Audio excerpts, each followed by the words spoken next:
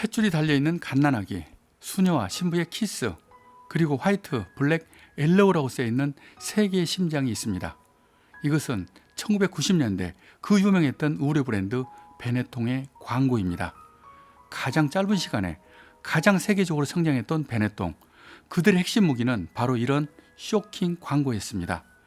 이 광고를 만든 사람은 올리베로 토스카니입니다. 지금 보시는 광고가 그가 추구하는 가장 대표적인 이미지입니다. 그리고 이것은 연출이 아닌 실제 상황입니다.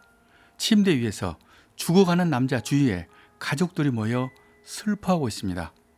당시 사회운동가였던 데이빗 커비가 에이즈에 걸려 죽는 모습을 그대로 광고에 사용한 것입니다. 이렇게 인간의 비극을 장사에 이용하는 사람은 그가 처음이었습니다. 욕을 안 할 수가 없지만 또 한편 대단하다는 생각이 드는 것도 사실입니다. 그리고 그 누가 이런 모습을 상상이라도 했을까요?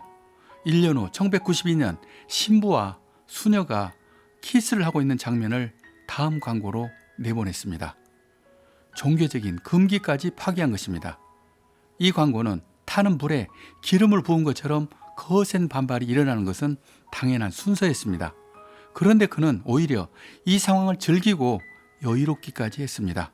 그 이유는 폭발적으로 베네통에 관심이 집중되며 매출도 크게 올랐기 때문입니다. 일단 그의 광고는 성공했습니다. 특별한 것은 그는 어떤 인터뷰에서도 광고맨이란 말을 거부했습니다. 저는 광고 대행사도 아니고 광고하는 사람도 아닙니다. 저는 작가이고 제가 찍은 사진 작품이 광고에 사용될 뿐입니다. 이렇게 그는 별난 사람이었습니다. 그러면서 광고맨과 작가의 차이를 그만의 논리로 다음과 같이 구분했습니다. 광고인들은 고객의 하수인입니다. 그들은 더 나은 세상에 대해서는 신경 쓰지는 않아요. 그들은 고객이 원하는 것을 만들어주고 돈을 버는 겁니다. 그런 광고는 지루하다는 것이 한계예요. 그러니까 좋은 광고를 만들려거든 이제 예술가들에게 광고를 요청해야 합니다. 이렇게 그는 극단적으로 광고인을 폄하하면서까지 자신이 작가인 점을 부각했습니다. 그가 얼마나 작가가 되고 싶어 하는지는 그를 고용한 베네통과 자신의 관계를 교황이 미켈란젤로를 고용한 것에 비유할 정도였습니다. 미켈란젤로는 교황이 요청해서 시스테나 천정화를 그렸다. 그것도 교회를 위한 일종의 광고다. 나도 내가 작품을 만들었는데 그것을 베네통에서 광고에 사용한 것이다 라고 말했습니다. 또 토스카니는 광고의 중요성을 이렇게 정리합니다. 효능도 가격도 고만고만한 제품끼리 치열한 경쟁을 하는 시장에서 제품 자체만으로 그 성공이 결정되는 것은 아니다. 그것은 그 브랜드를 상징하는 특별한 비주얼이 있는가 없는가에 따라 그 성공이 결정된다. 그 비주얼은 오직 광고로 결정되며 나는 그 비주얼을 위해서 그 누구도 시도하지 못했던 사회적 금기를 깨는 것이다. 이런 그의 신념은 막무가내든지 막가문이든지 하여간 대단하고 존경스럽기까지 했습니다. 다음 광고를 보겠습니다. 전쟁터에서 총을 맞고 숨진 병사의 피 묻은 셔츠를 그대로 사용한 광고입니다. 1992년에 일어난 보스니아 내전은 무려 30만이 희생된 유럽의 킬링필드라고 부를 정도로 참혹한 전쟁이었습니다. 세상에 이런 비극의 현장 사진을 눈 하나 깜짝하지 않고 그대로 광고에 이용한 것입니다. 이번에는 너무 잔인하다는 항의가 이어졌습니다. 그래도 그는 뭐가 문제라는 거야. 예술가는 원래 상상을 초월한 일을 하는 거야 하면서 곧 조용해질 것으로만 생각했습니다. 이때 토스카니는 정말 중요한 사실을 모르고 있었습니다. 자극이 반복되면 내성이 생기고 못된 짓을 반복하면 원래 나쁜 놈이라는 인식이 박히는 것입니다.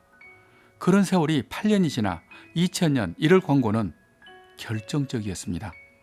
잔혹한 범죄로 사형 선고를 받은 실제 살인범의 얼굴을 버젓이 광고에 실은 것입니다. 이 광고가 대중들이 인내하는 마지노선이었습니다. 아니 어쩌면 이전에 비해서 별것 아니었을 수도 있습니다. 하지만 사람들은 이제 더 이상 참을 수가 없었습니다.